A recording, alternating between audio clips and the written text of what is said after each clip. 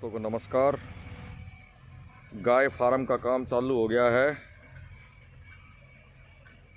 और भाई अभी टीन शेड के लिए निरंजन, हमारे ठेकेदार निरंजन मेहनत करते हुए।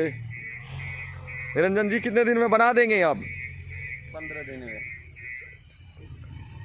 आप लूट रहे हैं, लूट रहे हैं बाबूजी, लूट रहे हैं। ये देखो, ये हमें लूट रहे हैं। 5 दिन के काम को 15 दिन बता रहे हैं।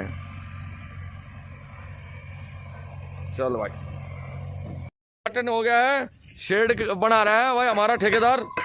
ठेकेदार कितने दिन में बना देगा? 1 महीने लगेंगे। यार बकवास कर रहा है, 1 महीने लगेगा। 1 महीने लगेंगे इसमें तैयार होने में। हाँ तैयार होने में, चलो हाँ 1 महीने लगेंगे। हाँ, ये भाई मिट्टी डलवाई है, ये ऊंचा कर दिया है। ये देखो भाई,